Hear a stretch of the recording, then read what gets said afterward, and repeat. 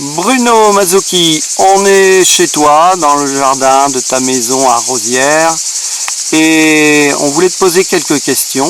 Tu as bien connu un certain Jean Miguer. Oui, effectivement, je l'ai bien connu.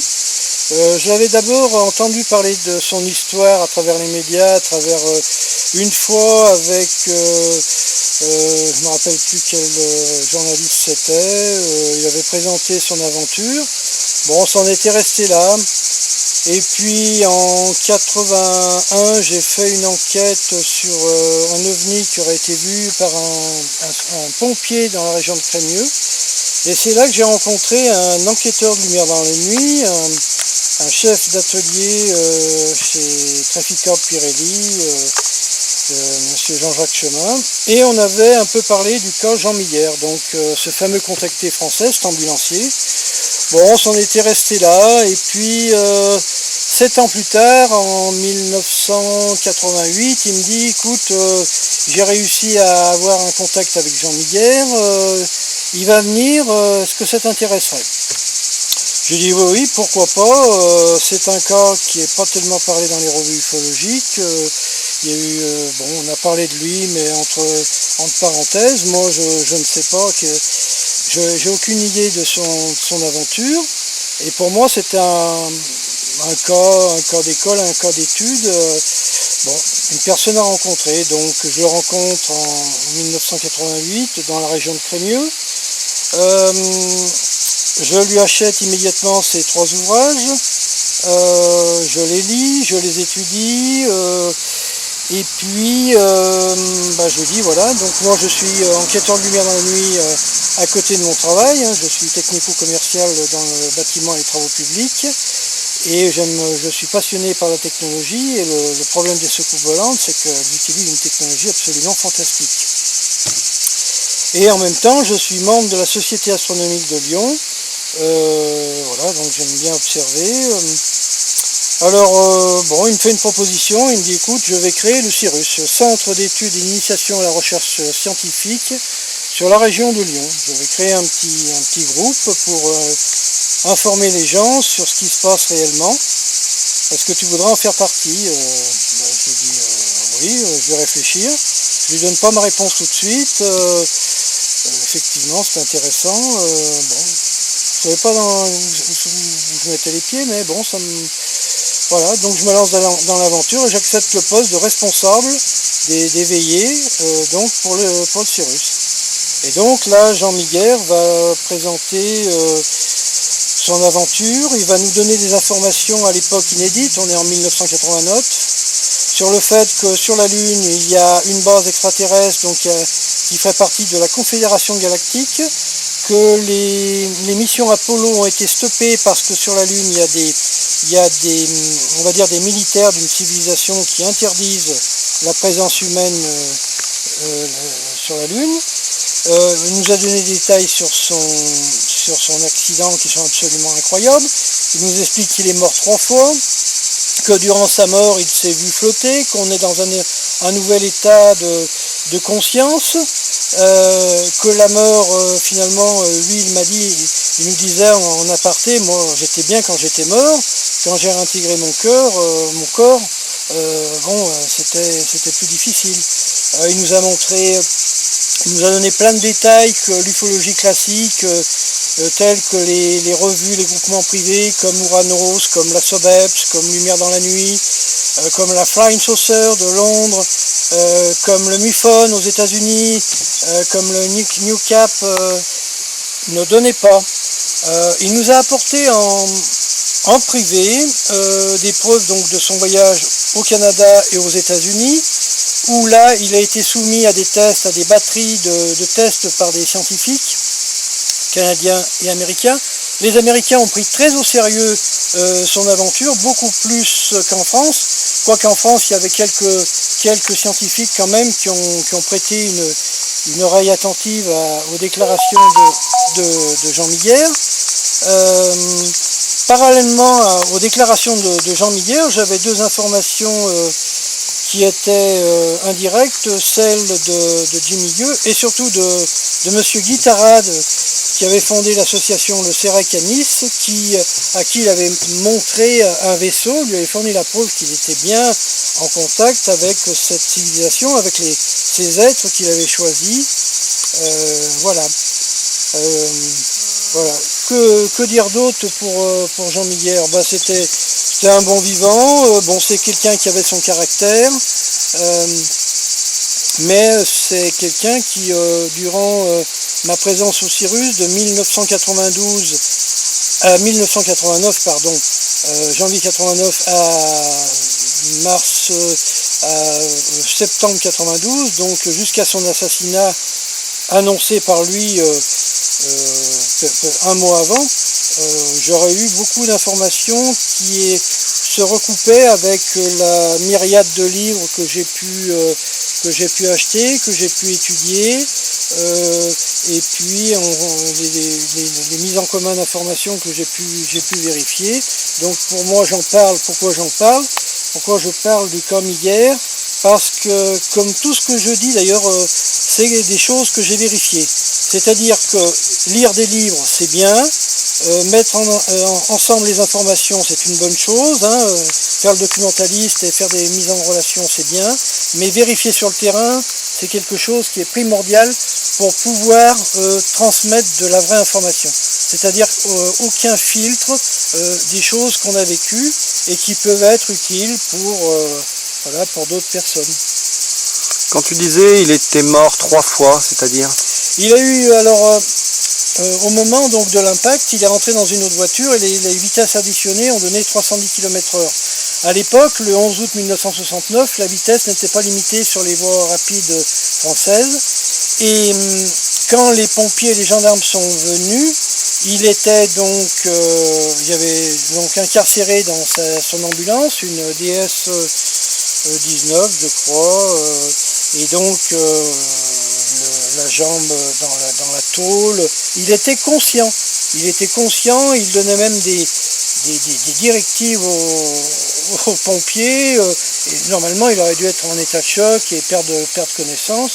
Bon, voilà, il a perdu beaucoup de sang, il a été déclaré mort 3 fois, mort clinique, c'est-à-dire électrocardiogramme plat, électroencéphalogramme 0, donc son épouse qui était infirmière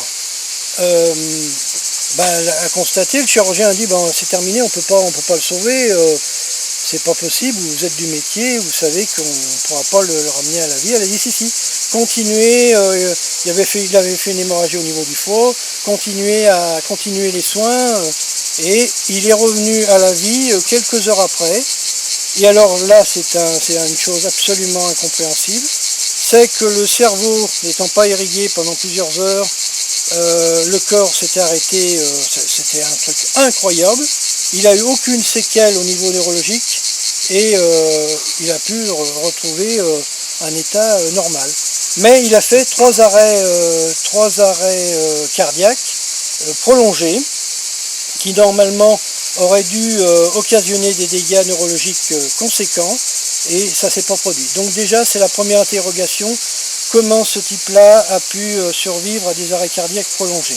On sait que si le cerveau n'est pas irrigué pendant 2 ou 3 minutes, je le sais parce que je suis pompier professionnel de réserve à la brigade de Grenoble, vous êtes soit, si on vous ramène à la vie, vous êtes un poireau, soit vous ne revenez pas, vous restez dans un coma.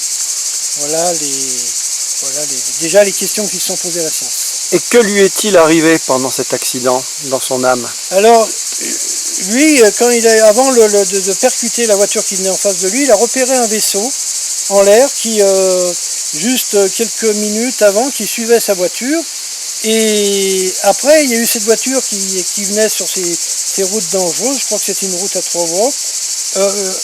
Elle changeait de voie, comme si la voiture avait été un peu téléguidée. Il ne comprenait pas, la voiture arrivait à gauche, il se déportait à droite, la voiture allait à droite, il se déportait à gauche, et à un moment donné, la propulsivité, ça a été un choc frontal. Et quand il a retrouvé conscience, il a reçu comme un message télépathique, ne crains rien, nous sommes là pour t'aider, nous appartenons à une autre civilisation, nous t'avons choisi pour une expérience. Et il a senti derrière lui comme un disque qu'on lui mettait au niveau de la nuque et qu'il a régénéré sur le plan énergétique. Voilà. Et dans le véhicule en face? Mort, je crois qu'il a été décapité par le choc. Faudrait revoir son témoignage, la cassette vidéo que j'ai là. Mais bon, il y a eu, je crois, que son jeune frère qui a survécu, et l'aveu, puisqu'il transportait quelqu'un qui était déjà mort, mais bon, ils étaient dans un état. Voilà. C'était un corbillard? C'était une ambulance. Une ambulance. Voilà, il était ambulancier privé. Il est parti de Perpignan et il devait rapatrier son client sur la région de Rouen. Et en face, c'était quoi comme véhicule? C'était une DS, je crois aussi. Ouais. D'accord, mais un véhicule utilitaire privé. Oh oui, c'était une voiture une voiture privée. Ouais. Et alors, suite à cet accident et à la santé qu'il a recouvert, il va développer des liens, des communications avec des extraterrestres. Alors dans un premier temps, d'abord Jean Millière, c'est un esprit qui est très pragmatique, très cartésien. Il se dit, je suis en train de devenir fou. Parce que quand l'entité qui a pour nom Strobe, qui était un militaire, un scientifique qu'il avait choisi, il lui parle, il lui donne des informations. Et là, Jean va commencer à en parler à l'hôpital, mais il va en parler à quelqu'un de très proche, il va en parler à son épouse, qui est infirmière. Elle va dire, mais là, au début, elle va dire, mais il a pété un câble, c'est pas possible. Et il lui dit, mais effectivement, mais comment tu expliques que je sois encore en vie? Tu as vu dans quel état? J'ai eu 18 opérations, j'ai eu des transfusions de sang qui normalement auraient dû me tuer. C'est pas normal. Et la seule explication qu'il donne, voilà, je suis aidé par quelque chose qui vient, qui n'est pas de cette planète. Mais voilà, alors son histoire arrive, je crois, à un médecin ou un chirurgien, il passe devant des psychiatres. Les psychiatres, ils disent, Monsieur Millière, il est sain de corps et d'esprit, en tout cas d'esprit, il n'y a rien de... Voilà, ce qu'il dit, c'est pas en contradiction, enfin je veux dire, il présente toutes les caractéristiques de quelqu'un d'équilibré. Et il va aller plus loin, parce qu'il est un peu dans la solitude, là, ce qu'il vit, c'est complètement aberrant, complètement dingue. C'est pas facile de parler aux gens, parce que, voilà. Et alors, il y a un chercheur privé sur Nice, Monsieur Guittarade, qui va faire une étude qui s'appelle Soucoupe volante et civilisation d'outre-espace, qui est paru dans les petits livres rouges en 1969.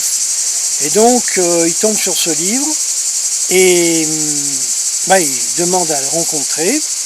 Et là, il rencontre M. Guittarade et il lui explique son incroyable aventure. Et donc, Jean Millière va faire partie du CEREC, du Cercle d'études et de recherche et d'enquête sur la région de Nice, fondé par Guittarade. Et donc là, ils vont participer à des veillées. Il va expliquer le livre va d'abord être construit. La trilogie de Jean Millière va être construite grâce à l'éditeur Alain Lefebvre, qui aujourd'hui est décédé. C'est une édition qui n'existe plus. Et c'est comme ça que le grand public va connaître l'aventure incroyable de Jean Millière. Et après, donc, il va rencontrer Marie-Thérèse de Brosse, il va rencontrer Philippe Bouvard, il va rencontrer Jean-Claude Bourret, il va rencontrer des journalistes des médias connus. Bon, il va rencontrer Daniel Gilbert aussi, il va passer dans son émission. Bon, tout ça, c'est bien gentil, mais bon, ça va pas plus loin. Et voilà, et donc c'est en le rencontrant, en étant son compagnon de route pendant 2 ans et demi, que j'ai pu en apprendre un peu plus, quoi. Et alors, compagnon de route, pour faire quoi au juste? Qu'est-ce que vous faisiez? Alors moi, j'ai dû vendre une 40aine de livres de Jean Millière. On faisait une réunion une fois par mois à Bron, où on expliquait, on luttait contre la désinformation, où notamment la fameuse vague du 5 novembre 90, où il a expliqué que c'était des engins de la Confédération, que c'était pas un satellite du type soviétique, du type Horizon 21, qui d'ailleurs n'a jamais existé, puisque un chercheur privé comme Franck Marie a fait une recherche approfondie, même en Russie, ils n'ont jamais eu de Horizon 21. Donc tout ça c'est du blabla, c'est pour le grand public, ça ne correspond pas à la réalité, et donc voilà ce qu'il nous expliquait. Entre autres, il nous a expliqué aussi toutes les contraintes qui ont été imposées aux pilotes de ligne, notamment avec le fameux JANAP 146, où il est interdit de parler d'observation d'engins qui ne correspondaient pas à ce qui était connu, sous peine de 10 ans de prison et 10 000 $ d'amende, voire même de perdre son emploi. Mais ça faisait partie d'un processus de contrainte, parce que le sujet est ultra tabou, parce que ça remet en cause tout, la société au niveau économique, philosophique, religieuse, scientifique. Voilà, c'est quelque chose d'énorme, mais c'est quelque chose qui est tout le temps là, qui est omniprésent. Le contact massif ne se fait pas, il y a sans doute des raisons que nous on ignore parce que on est une jeune civilisation, on est peut-être même le produit d'une expérience génétique, depuis l'homme de Néandertal qu'on se pose des questions avec la scission avec l'homme de Cro-Magnon, enfin voilà, pour dire. Ok. Alors, pourquoi, comment a-t-il fini d'une manière aussi violente? Alors, ça c'est une question, je ne pourrais pas répondre, mais il y a certainement des raisons. Un beau jour, donc nous sommes en 1992, Jean va très bien, il a rencontré une jeune femme, ils vont se marier, et peut-être un mois avant son mariage, donc le Cyrus comporte à peu près une cinquantaine, mais il y a d'autres personnes ailleurs aussi à l'étranger qui ne peuvent pas venir. Et moi je fais partie du bureau, et on est 12 dans le bureau. 12 personnes de différentes couches sociales, différentes cultures, mais on est vraiment très près, parce qu'on mesure le côté absolument fantastique qu'on vit à travers cet homme qui ne présente pas, il n'y a pas de vaisseau, mais il y a tous ces messages qu'il nous a donnés, que j'ai pu vérifier en partie. Et donc il nous convoque dans sa villa de Mézieux, donc dans la région lyonnaise, et il nous reçoit. Et là, il nous dit, il était triste, il nous dit, voilà, ma mission est terminée, je vais mourir, j'en ai plus pour longtemps. On se regarde, on se dit, mais enfin Jean, attends, tu as rencontré Odile, tout va bien, tu dois passer à l'émission Mystère, enfin, t'as un coup de blues, c'est pas possible. Il dit non, ma mission est terminée, je vais mourir. Tu vas mourir, mais attends, mais et pourquoi? Je sais, je pense que Strobe me l'a fait comprendre. Strobe, c'était... Alors, ce que je vais dire, c'est complètement... c'est du délire, mais Strobe, c'était comme s'ils avaient mis quelqu'un en lui. Il y avait Jean Miguel, le personnage. C'est comme s'il avait été possédé d'une manière, avec une technologie, par une autre entité. Quelqu'un qui parfois prenait sa place au niveau mental ou cérébral. C'est pas simple à définir. Et donc il nous fait cette révélation. Et donc il se marie donc le 4 juillet 1992. Et donc ils vont faire la fête sur une des propriétés de mes parents, que je prête pour l'occasion, parce qu'il y avait beaucoup de monde et personne n'avait de terrain ou de maison assez grande pour recevoir tout le monde. Et puis voilà, et puis on va même faire, je crois, c'est le 7 ou le 10, un voyage à la Veine d'Orniac. Je leur fais découvrir la Veine d'Orniac, l'Ardèche. Voilà. Et puis le 18 juillet, à 15h, à la Croix-Rousse, devant la poste, il est abattu par son beau-père. Voilà. Quel motif? motif d'ordre personnel, parce qu'il estimait que Jean Miguer était quelqu'un qui était pas fréquentable par rapport à sa fille, quoi, parce que c'est un militaire de carrière, quoi. Voilà, et donc effectivement ce qu'il nous avait dit s'est produit, donc c'est ça. Et la description des vaisseaux qui étaient au-dessus de la Belgique, ben ça correspondait, et puis le 5 novembre 90, pour moi, ça a été pas l'achoppement, mais ça a été le point d'orgue de ces informations que j'ai pu constater de visu, quoi. Ok. Parmi toutes les personnes que tu as rencontrées dans ta carrière, si on peut parler de carrière, dans ton cheminement d'ufologue, il fait partie des personnes qui t'ont le plus marqué?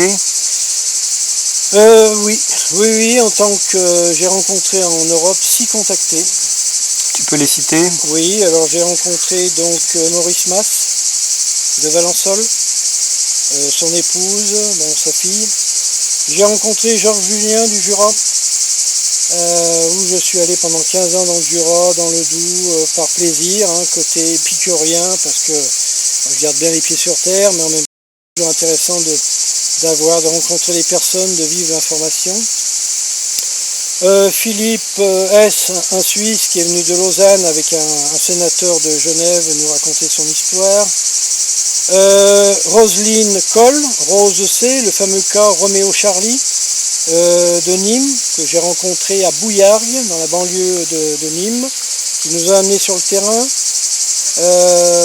J'ai rencontré et j'ai fait connaître, donc en présence, il y a eu Philippe, il y a eu trois amis sélectionnés, triés sur le volet. J'ai fait rencontrer le fameux Dr X, voilà.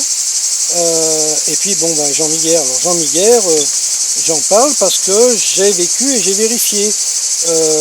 Voilà, j'oubliais Pierre Monet, donc bon, j'ai pas vérifié des choses comme le Dr X ou Maurice Mas, je n'ai rien vérifié du tout. Mais avec Jean Miguer, j'ai pu vérifier ce qu'il nous disait, quoi. C'est pour ça que j'en parle avec je dirais, force et sérénité. Et d'autres? Jean-Gabriel, Grélé ou... Alors Jean-Gabriel, je l'ai rencontré parce que, par plaisir, je suis monté sur Paris, et puis parce que c'était étonnant, parce qu'un pilote, les OVNI, un pilote de ligne parle, je me dis, tiens, quelqu'un qui parle, mais il n'a pas peur d'avoir des problèmes, c'est incroyable, et donc je tiens à le rencontrer. Et là, il évoque avec plaisir tout son passé militaire de l'US Air Force, il évoque ses vols à travers l'Amérique du Sud, sur l'Afrique et tout, et puis ses observations. Et il a, comme moi, hasard, programmation, j'en sais rien, mais plusieurs fois été amené à observer des engins exogènes qui n'ont rien à voir avec une technologie humaine. Et bon, il y en a qui ne verront jamais rien de leur vie. Moi, j'appartiens, comme Jean-Gabriel, à ce qu'on appelle des témoins récurrents. Pourquoi, comment, ça, j'en sais rien. Et il y a aussi Robert Lortal. Exact, Pierre. Robert Lortal, que j'oubliais. Alors, Robert Lortal, j'ai connu son aventure par le livre Mystérieuse secoupe volante de Lumière dans la nuit, qui était paru dans les années 75-77, mais j'avais qu'une partie de la vérité, et je ne savais pas qu'un jour j'allais le rencontrer, et ça s'est fait par le biais de monsieur Georges Mess, qui est aujourd'hui décédé, à qui je salue et que je remercie de m'avoir envoyé le livre et les coordonnées de Robert Lortal. Mais il m'avait dit à l'époque, oh, tu vas l'écrire, mais ça m'étonnerait qu'il te réponde. Il dit vraiment, c'est très difficile de le rencontrer. Je lui envoie un mail, je lui raconte un peu tout ce que j'ai vu et bourlingué à travers l'Europe. Et depuis, pourquoi je fais ça? Par plaisir, par aventure, par découverte, en sous-marin, hein, parce que je suis pas connu, je suis pas dans les médias. Et puis alors là, il accepte de me recevoir et on va le rencontrer en 2022, où là, il va me signer, il va me poser un autographe sur le livre de Mystérieuse Secoupe Volante, sur le livre de Georges Jonas, OVNI en France, où là encore, il va encore nous préciser en direct son incroyable aventure.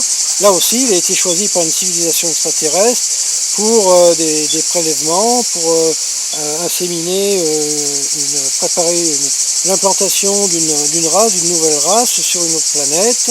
Et il est resté près d'un an en 1969 dans une base souterraine dans l'Himalaya entre l'Inde et la Chine. Voilà. Et quand tu disais, Jean Miguer, la mission, quelle mission il évoquait lui? Alors là le truc, c'est que on se demande, on sait que quand il faisait ses conférences, il racontait son histoire. Mais alors plusieurs ufologues m'ont dit, mais enfin bon, ça va pas plus loin, il parle, mais bon, c'est pas crédible. Si encore il y avait un vaisseau qui vienne et tout, je dis oui, mais attendez. Peut-être que les directives qui ont été choisies par ceux qui ont cette expérience, qui font cette expérience, on ne les connaît pas. C'est vrai qu'à plusieurs reprises, on a vu des engins, il y a eu des ovnis lorsqu'il faisait une conférence un peu partout en France, mais bon, ça n'allait pas plus loin. Alors, la mission, est-ce que c'était à travers Jean Miguer, mieux connaître l'espèce humaine? Sincèrement, je ne sais pas.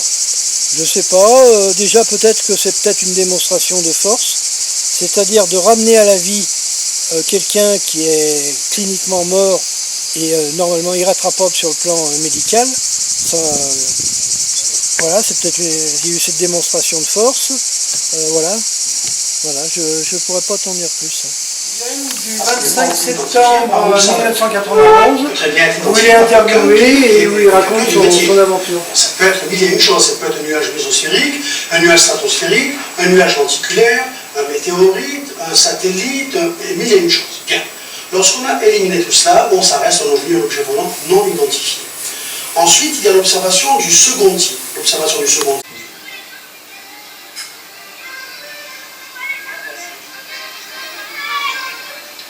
Et donc c'était le mariage de Jean Miguer et d'Odile Doris.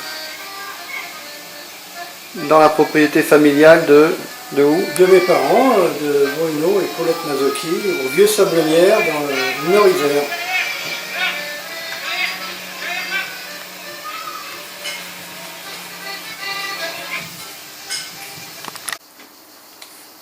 Donc voilà, Jean en train de se servir chez mes parents, là, donc j'aurais prêté la propriété pour le Cérus. Voilà. 4 juillet 1992, 14 jours plus tard, il aura quitté il quittera la Terre. L'enveloppe charnelle va disparaître. Et là, c'était donc pour son mariage. Pour son mariage, c'était dans l'Isère, au Vieux Sablonnière. Voilà, chez mes parents. Voilà. Et pourquoi chez toi? Parce qu'il y avait suffisamment de place pour recevoir le Cérus. Il y avait beaucoup de gens, et puis on pouvait faire des veillées. Donc là, on ne voit qu'une partie de la propriété. Voilà. Ok. Voilà.